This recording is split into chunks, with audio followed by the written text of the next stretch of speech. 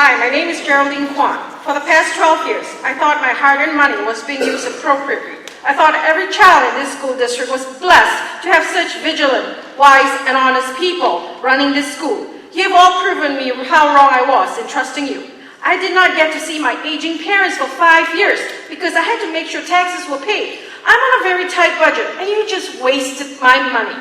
For the past 12 years, 12 months, you have changed me.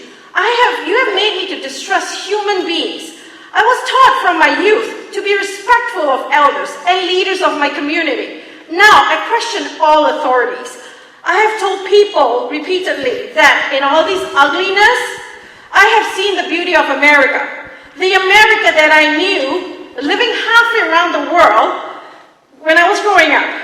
It's the ordinary people and not the politicians who make this country amazing. I'm shaking, sorry. I've met this group of people who started off just as acquaintances and even strangers. This group, they met, and now are amazing friends who have made me see the beauty of America again. They are resilient, persistent, and have persevered through hard times to right or wrong. You have met them and know this group of people have not backed off. Even when you try to frustrate us with the barrages of documents do not exist excuses. In fact, your stonewalling motivated the quiet me to come out and help them in figuring out your mysterious puzzle. This is the America I admire, the beauty of America that is there even in the ugliness you created. Please do not be proud of your contribution.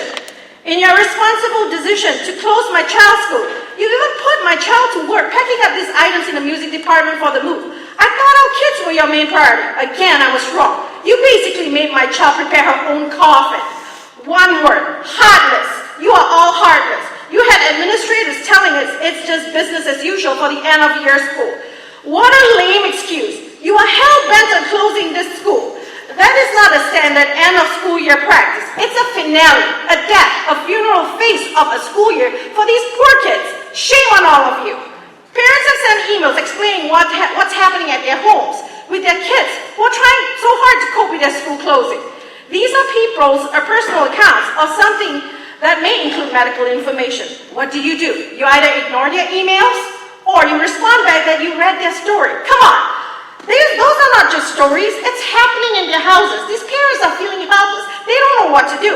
It's not a bedtime story for you, but for you to digest how it's impacting our children. When a parent has to decide whether to go to a private school or a public school, a lot of them have to look at the ability of the school to provide special needs.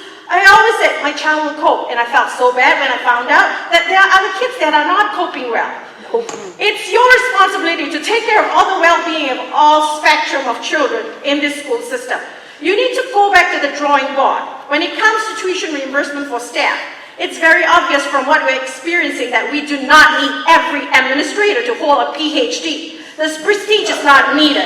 Administrators and teachers that are earning 6 figures, they can certainly afford their own master's or PhD. Every dime should be spent on our children. A fresh teacher who may need assistance because their salary is about $50,000, go ahead, because you know what? They will benefit the kids when they go back to the classroom and teach our kids. But then again, please learn that you should try putting them to a contract of 4 years or something so that our investment to their education is working for us. You have also taught me I will never call someone with a PhD a doctor anymore. To me, a doctor is someone that has taken the oath of doing no harm. You didn't take that oath, but you did a lot of harm. You will never get have to be earned and not given. A PhD certainly hasn't helped us. 1 minute, Geraldine. All right. By the way, Mr. Tingley, do not blame Mr. Wiley anymore. He has left for 3 years. And Nancy's. It's on your call. It's on your watch. And you know what? Oh, shoot. You chose not to. When you found out, you chose not to do anything. A brave person, you could have been our hero, but a brave person would have admitted their mistakes, asked for help. You didn't do that.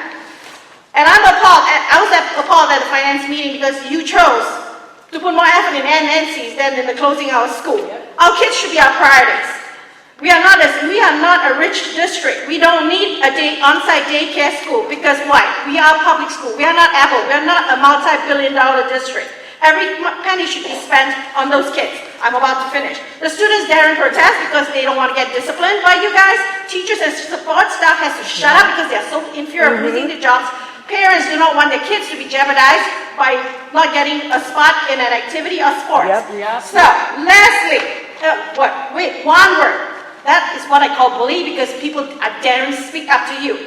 And with this, I have to say, do the right thing. Do the right thing for the kids and for yourself because guess what? Your name is tainted now.